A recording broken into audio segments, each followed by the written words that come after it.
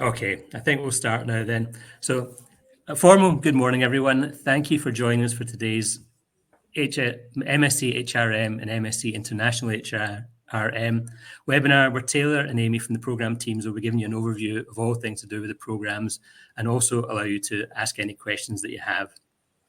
You can post any of the questions in the chat and I'll answer those I can while Taylor and Amy are presenting, or if they're about the programme, I'll leave them to the two experts to pick up when the presentation is over. So without any further ado, I will hand you over to Taylor and Amy, and I believe Amy is starting us off. That's great. Thank you so much. Welcome everybody to today's session.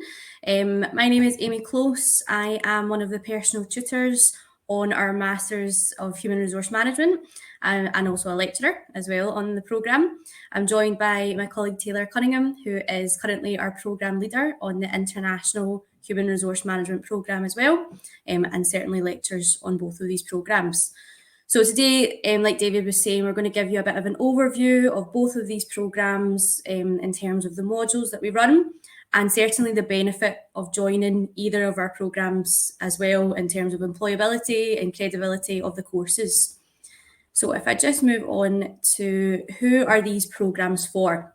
Now, you might be currently working in HR at the moment, or you might be someone that is perhaps working in business as a manager or a customer service representative.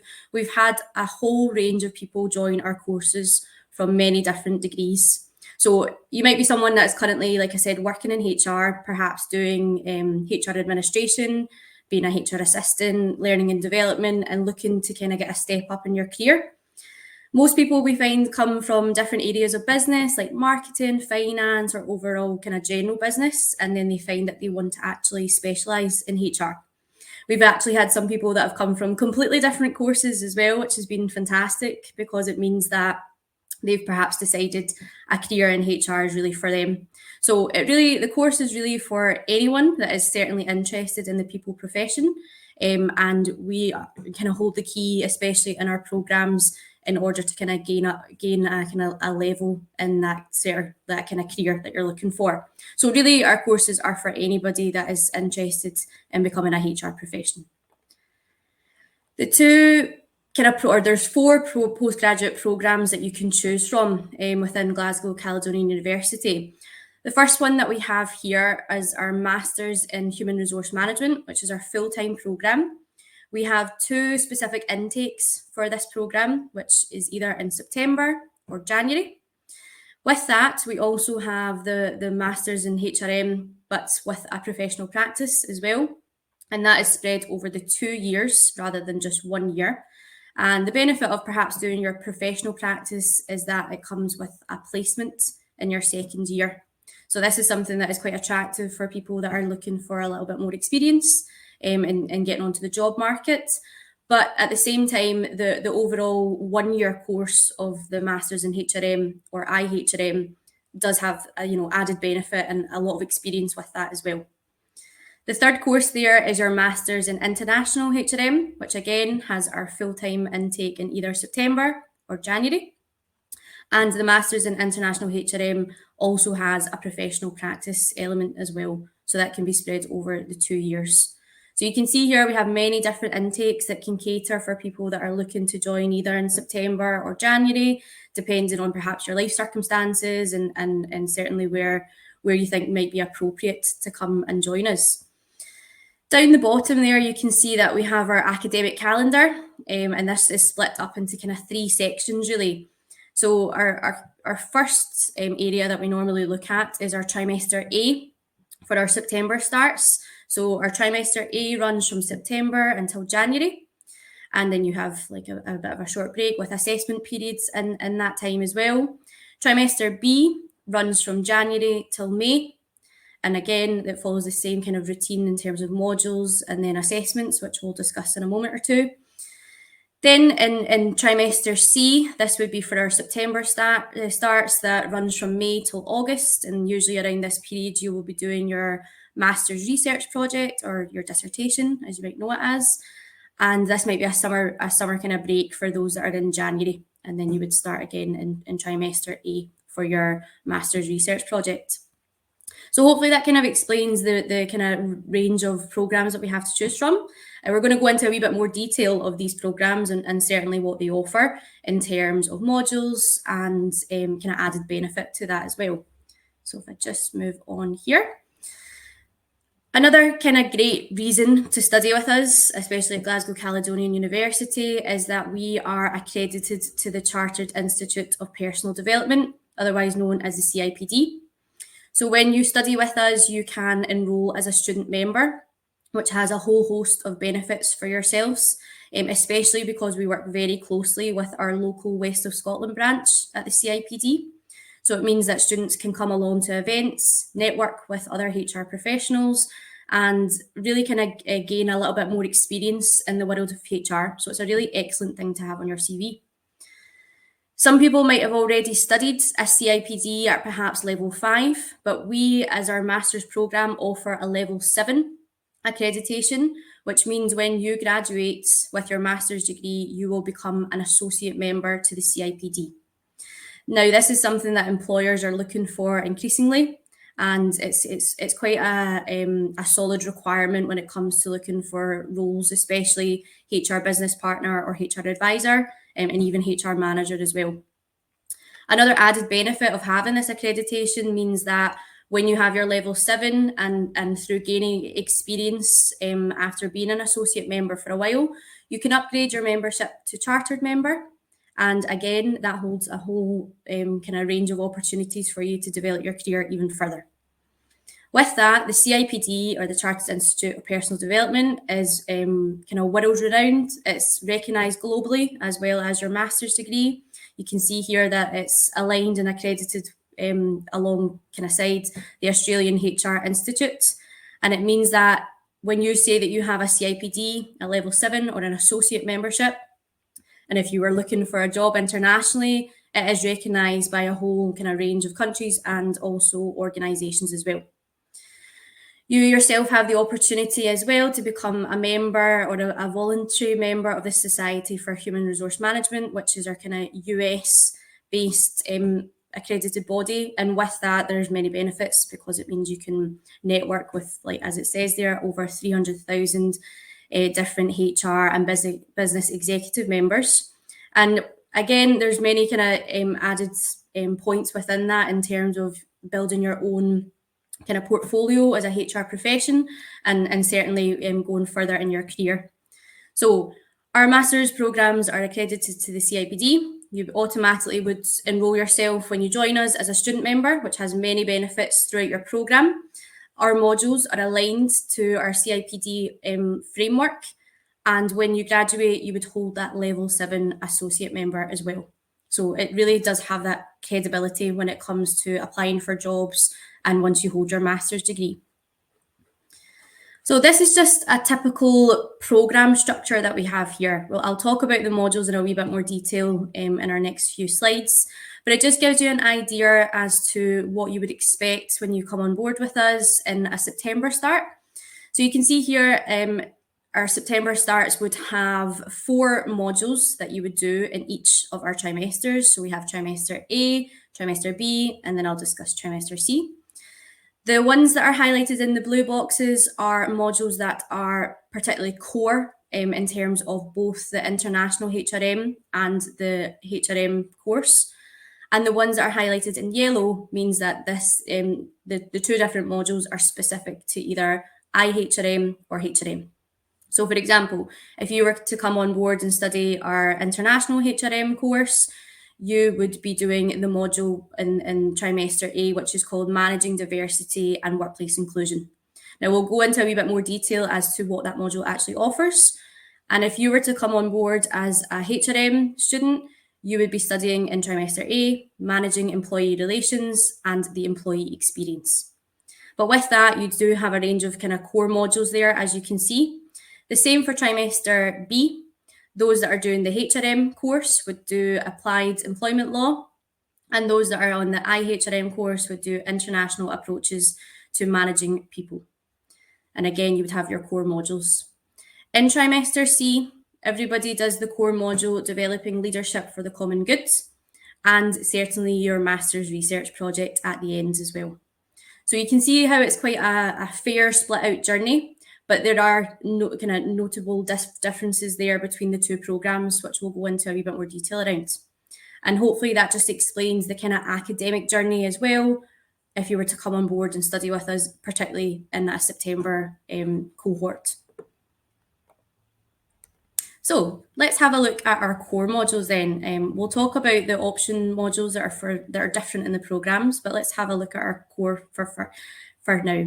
So the first kind of modules that you're kind of looking at here, especially our first one on that list, is our Integrated Pastoral and Academic Support System, otherwise known as IPAS. This is a non-assessed module that our students do, but it has a real added benefit because if you have found yourself not being in a kind of academic practice for a while, this is an excellent module to get you ready for your journey through essay writing, through critical thinking, through our career service and our library service as well. So it is supported by a wider range of teams, not just by ourselves, but like I've just said, the library and the career service. And it helps you gain an understanding of what will be expected of you throughout your journey with us as well. A lot of students really positively feedback on this module and say it does help them a lot, and it certainly gets them prepared for their assessments. The next module on here is your Developing Professional Identity for the People profession. And this module is particularly aligned with the CIPD professional map. So you can even go online and certainly have a look at that to see what sort of skills and behaviours are on that map. And the particular module does a lot of reflective practice in terms of your own experiences that you've maybe had prior to this course, and also through the seminars as well. So it really develops you as a person and your personal identity, and it helps you gain an understanding of what we're looking for as a HR professional person as well. The next one we've got here is Human Resource Development. And now this is a module that really does balance out theory and practice. Students actually have the opportunity to kind of run their own learning and development workshop, which is an excellent way to demonstrate their presentation skills and also have a bit of an understanding as to how training and development works in organisations. So if that's something that you're interested in kind of specialising in, that module would be, quite a particular interest for you. The next one we have here is Strategic Organisational Performance Analytics, and this module has an emphasis on performance and rewards, but also analysing HR data as well. So this is quite an interesting module in the way that analysing HR data is something that's becoming more and more required within organisations. And in this module, you actually get to kind of run that through as a practice and a bit of experience. You get to analyse data, present findings, and also provide recommendations based on the data that you've kind of analysed, and certainly present that to a board of management. So you can see how we do in all of these modules kind of think about practice, but also the theory, and your assessments are all aligned to that as well. The next one we have is Leading Responsible Change, and this module allows students to understand, the consequences of change and how change can be a really positive thing, but also what are the struggles that do come with major changes. So in this module, you are given a kind of case study based assessment in which you have to analyse a change, again, provide some sort of recommendations, and using your theory and knowledge to kind of emphasise the kind of critical approach around change as well. Next one we have here is Resource and Talent Management. So this one is based on particularly understanding how the overall recruitment process works from the start to the end, understanding how we actually select and retain our talent and why that's important. Most importantly, perhaps as well, making sure it's a fair and effective process as well, because as HR professionals, you most likely will be quite involved in these tasks in your role in an organisation. Also in this module, you start to look at talent management and how important it is to retain talent. What happens to organisations if they don't retain talent? How can we actually ensure that talent is staying within organisations as well? So again, one that is very practical for going into the profession. And then this perhaps would be most people's last module that they would do, depending on the cohort that you start with. But this one is our Developing Leadership for the Common Good. And this is closely aligned with our GCU values, which is an excellent thing because it makes you understand who you are as a leader. Now, everybody has the capability of being a leader. Doesn't matter what role you are in. We all have leadership skills that we can, enhance and develop. So with this module, it is about understanding your own leadership style, how effective it can be in the working environment and how you can improve on it as well. Now, this is quite a good module in terms of understanding or even using for employers to say, I've actually reflected and understood my leadership style and skills, and you actually complete a bit of a portfolio around that as well. So there's a little bit of reflection in there too. Within all your modules, there's different various assessments, whether it's essay writing, presentations, or kind of digital skills that we're looking for. And all of that is embedded and closely linked to our learning outcomes for each of these modules. And again, quite closely aligned to the CIPD as well. So just lastly from myself, I'm just going to discuss the overall Masters in Human Resource Management. You can see here that the two modules that are specific to the Masters in Human Resource Management rather than the International Human Resource Management are based around UK employment law and legislation. And now this is because the employers are really looking for those that are experienced in employee relations. So these two modules have that specific focus in which you will look at trade unions, UK employment law, employee relations, and have a critical approach around it. So you'll get that experience and understanding from both of those kind of modules that are aligned specifically to the programme. Another added benefit for the Masters in Human Resource Management is the project placement.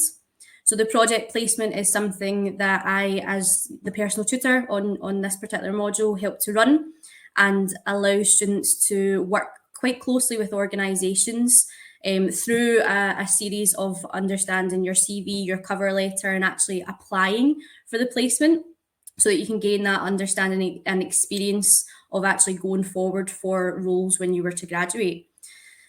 With that, the project placement, you would be assigned to an organisation which you can use for your master's research project and work quite closely with this organisation to build your networking and consultancy skills. So it's a really great thing to do. It does require a commitment from our students, but those that have done it really do see the added value in doing it. And again, it's something that you can add to your CV. So what I'll do is I'll pass you over to Tayler now, and she will start to discuss the Masters in International HRM. Thank you so much. Thank you, Amy. Hello, everyone. So yes, as Amy had said, I'm Tayler and I am the programme leader for the Masters in International HRM, which essentially is a role within the university that means that throughout your academic journey, if you were to join us, I would be there to kind of help you through, making sure you have all the right classes, talking you through your options, and just generally being your go-to person. So first of all, what we're going to start with here is just the differences. So Amy has very beautifully talked us through all of the core modules for HRM and International HRM, but I will now talk us through the two that are different on the HRM, the International HRM programme. So the International HRM programme differs from HRM naturally in that there's an international focus. There's a view within this module that it would be for students who aim to go and work in multinational enterprises, for example. A lot of the discussions that we will have or the case study examples that we will use would be from multinational organizations, different countries, different government bodies, this kind of thing, so that we're looking at a global perspective on people management. We also talk quite a lot about, some of the issues with managing people across different cultures, across different nationalities, through different countries, with different legal contexts, etc.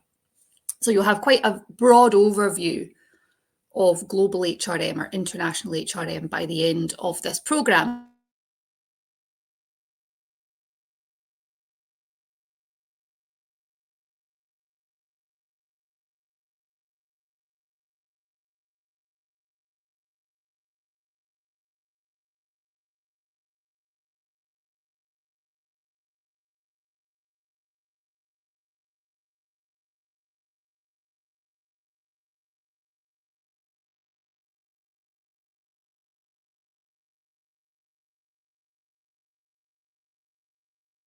and workplace inclusion.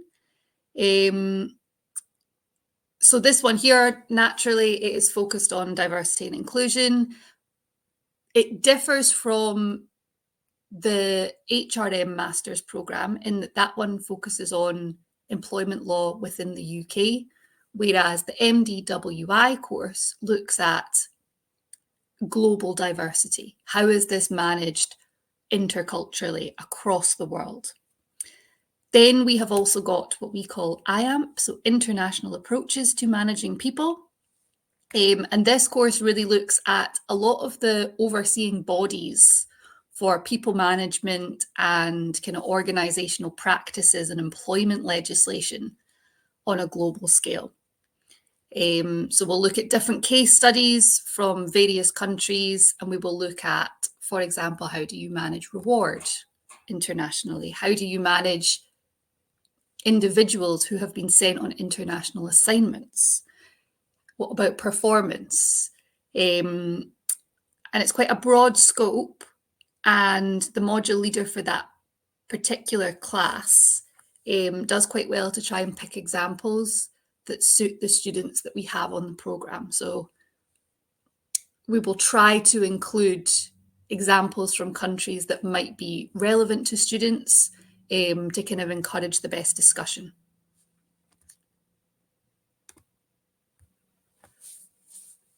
A large focus at GCU is on student employability.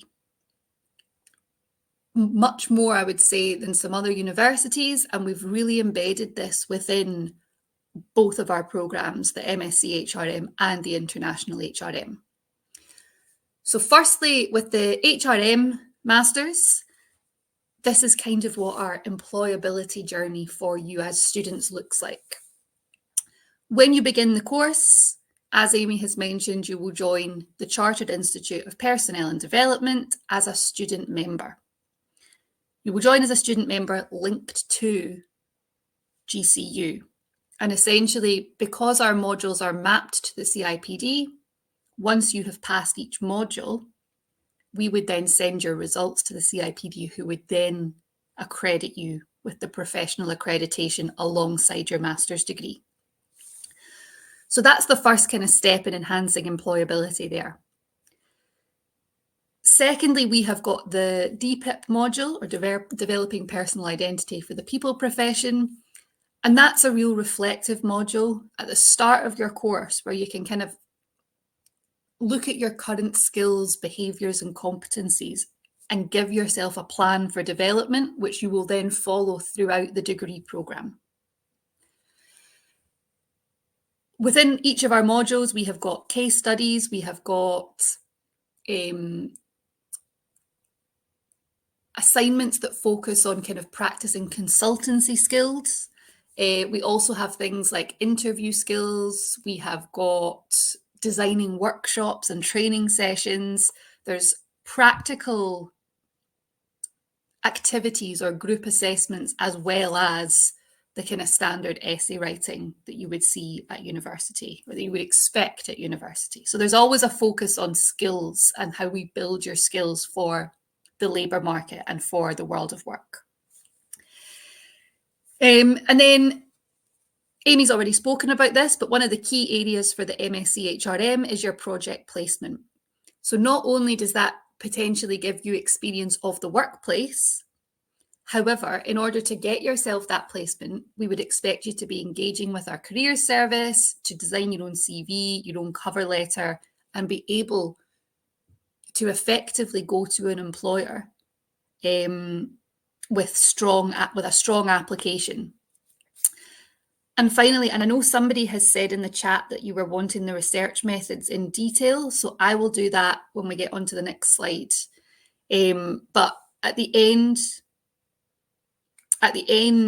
you will see the Master's Research Project. So with the MSc HRM, this could be focused on the organisation that you work in for your placement, or it could be another organisation. Doesn't even need to be a case study. You could pick any research project that is doable within the timescale that you are interested in. So you can have it as a kind of consultancy-based project, or if you would prefer to go down the academic route, you could do it as more of an empirical academic study. And you will produce a dissertation write-up of that project.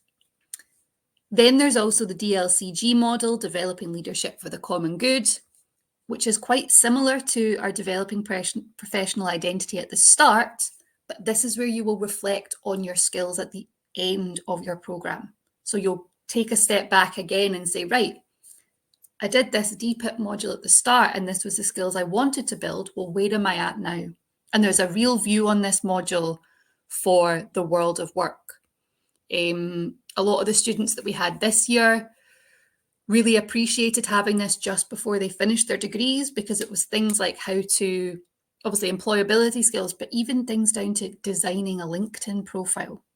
And we had some guest speakers who were previous alumni come in and speak to the students about the types of careers that they are now working in. I'll not go through the accreditations again, but CIPD and then also do your SHRM. And then the international one. So again, joining the CIPD in your DPIP module, but then there's a lot of focus on the international context throughout each of the modules, as I have stated. So you will still get the same overarching understanding of what human resource management is all about, but you will have this kind of deeper level of how that plays out or is managed on an international scale for mainly multinational organizations. I can see somebody's blessing has said, what is the meaning of DPIP? This is just that, if I go back to here, it's just this module. So developing professional identity for the people profession. So it's just one of the modules that you begin the program with. And that's the one where at the start of your journey, you will reflect on your current level of skills. And we do a lot of things on reflective practice, creating action plans or personal development plans, and really just self-awareness and understanding how to develop right from the beginning of the module. I know that the kind of acronyms are a wee bit confusing. Even I, when I moved to work at GCU, found this a bit confusing, but they're basically, so the same here, the DLCG module. It's just a shortened version of the titles of our different modules. Then in terms of this step here for the international programme, so one of the key things for our international students or students who are wanting to work internationally following graduation is the strength of our career service. The career service, if you go onto the university website, you can even see this. You could go onto gcu.ac.uk, search for career service, and you will see that they have a whole section on global careers. This is for kind of future global careers post-graduation. But even when you are at uni, if you're an international student who wants help getting work experience in the UK, again, the career service have a whole team dedicated to helping our international students in that way. They also allow, or they've got some options for volunteering experience or opportunities. And our university has something called the Common Good Award, which is an award run each year for a student who has been exceptional within volunteering. So really, I would say the career service engagement for getting work experience both in the UK and getting global employment following graduation is the best bet, but you as students must engage with that service. We will bring the career service team in to speak to you at various times throughout your degree, but they won't reach out to contact you personally. It's a case of you going to them and saying, hiya, this is what I am looking for, and then they can help you through that journey. And then again, very similar to the previous slide, you've got your master's research project, which can either be academic or it could be based on kind of consultancy. And it's written up as a dissertation. The one thing with the international HRM degree is that there has to be an international element to your research project. This doesn't necessarily have to be, a lot of our students think, oh, I need to do it in a multinational with top management.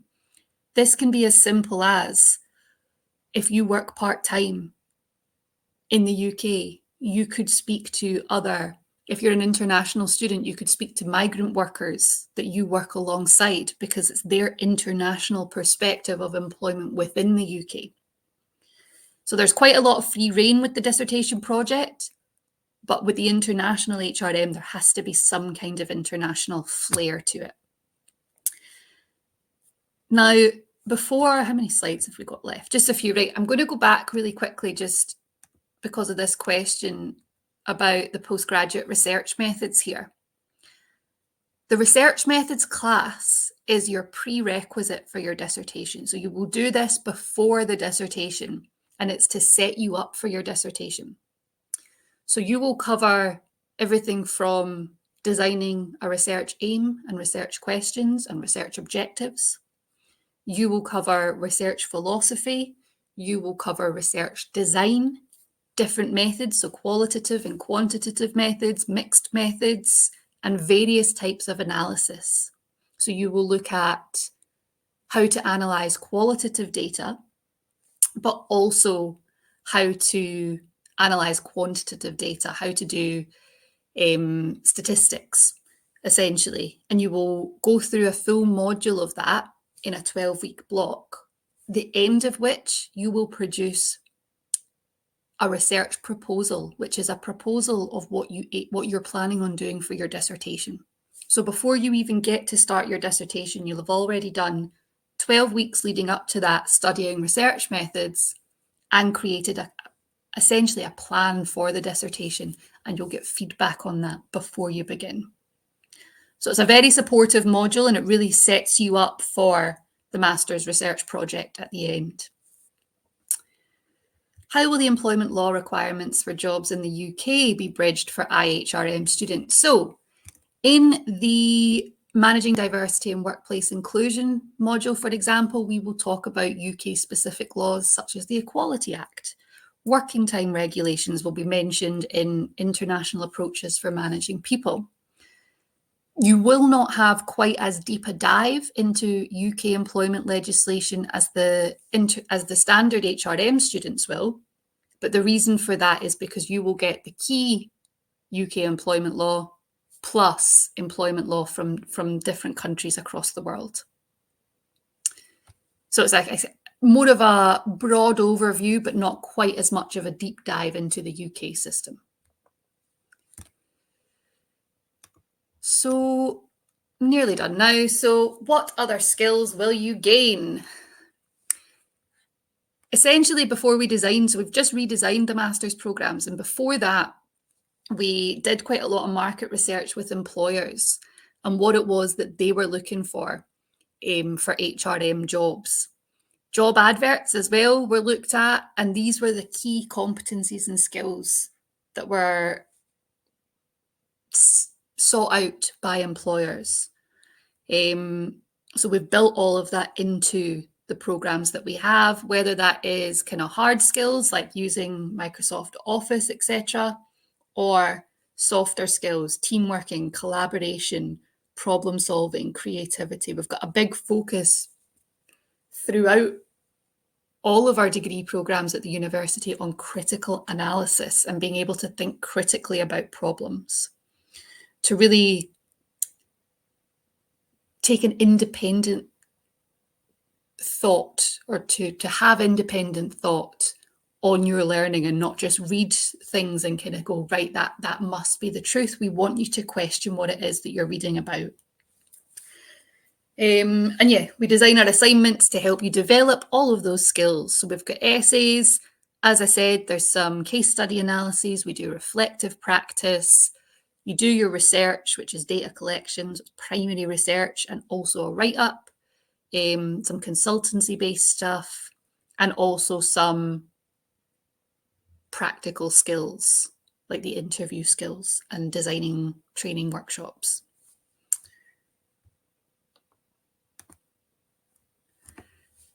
And then after graduation, so This was from 2018-19, 87% of postgraduate level students, or graduates, sorry, and this was across the whole of the UK, were in HRM employment. So if they were an HR postgraduate in the UK at the time, within 15 months of their graduation, they were in an HRM field.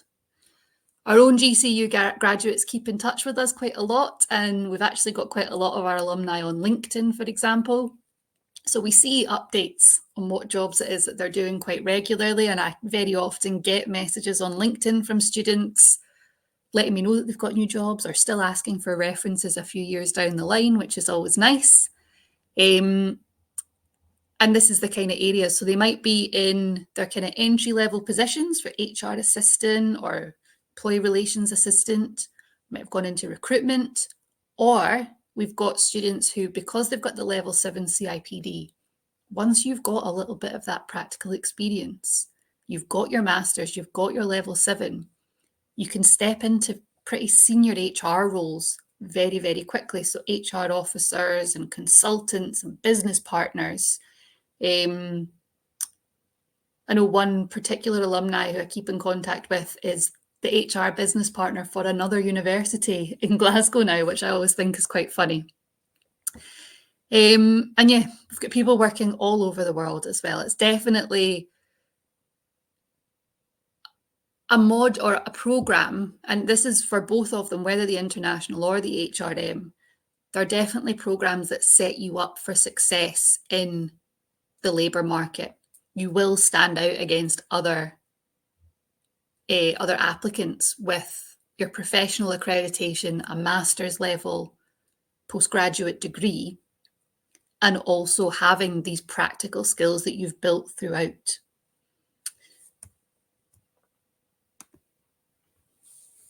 Really, really quickly here. So I've got one question here about the tuition fees. I'm going to get that. We'll come to that at the end because I have a feeling quite a few people will be interested in that one. Last slide here is just to look at the professional practice. Now, if you remember right, 40 minutes ago when Amy discussed it, we do both the Masters in Human Resource Management and the Masters in International Human Resource Management as a 2-year programme, which is with an integrated professional practice year. So your first year will look exactly the same as the standard programmes, but in year 2, you will go and do a placement year where you will work in the industry and you will do projects throughout that. So yeah, you'll study one of our master's courses in the first year. You'll do academic theory, as we've discussed. You will do the modules that we've just talked about. But then in the second year, you will gain work experience with a portfolio. Now, the idea of this programme is that it will really focus you in the second year because you are working within the industry in that year. So at the end of the 2 years, you will have your master's degree, your level 7 CIPD, which could probably at that point be upgraded to the chartered member because you will also have a year of experience working in the industry. So that sets you up particularly well for maintaining employment following your graduation. And I think, unless you want to add anything, Amy, I think that is pretty much us sorted there. Yes, no, I think we've hopefully explained everything. Maybe just to add, I am also an alumni of GCU. I did my master's in HRM at GCU, and it was one of the best decisions I made. I had a little bit of experience in HR, but it opened so many doors for me after I graduated. Certainly back in academia now, which I absolutely love, but having that experience and doing the Masters and even just being at GCU, we do fully support students. And I think that's one of our kind of best, certainly parts about the university is the support that we can offer. So I think that kind of covers everything. Yes, definitely. Well, thank you both, ladies. That was a great insight to both your programs and they both sound equally fascinating. Some of our attendees have started posting some questions. I'll just take them in the order they came in. The first one we haven't addressed so far is from, and I hope I'm pronouncing this correctly, Moraniki, who's asking, how will the employment law requirements for jobs in the UK be bridged for IHRM students? Yep, so I kind of briefly covered this as we were going through. So whilst there isn't an employment law module, which is that for the international HRM students, like there is for the HRM students, the reason for that is the international HRM program includes broader employment law. So you'll still get some basics of the UK stuff, the kind of key pieces of employment legislation, but it just won't be so much of a deep dive as it will with the HRM program. The reason for that is you will also be looking at employment law in various countries across the world. So you will be looking at comparing different laws, for example, from different countries. And the reason for that is we want you to have the global perspective on the international program. Okay, thank you. I'm just pulling together some information on the tuition fee payment structure for international students. But Moraniki's asked another question. What's the tuition? Oh, I guess that's probably the tuition fee as well. What's the tuition for IHRM with professional experience? I think that probably means the fees, doesn't it? Or yes. Yeah, so the professional practice one. Now, I will say, oh, there we go. Student support. Here it is. Yeah, I was going to say, as the program leaders, we don't deal with the student finance stuff or student visas. We can help direct you to the right people. But for us personally, that's not. That's fine. Me and my colleague Eleanor will post some information about tuition fees to deal with those queries as well. Does anyone else have any other queries for Amy or Taylor?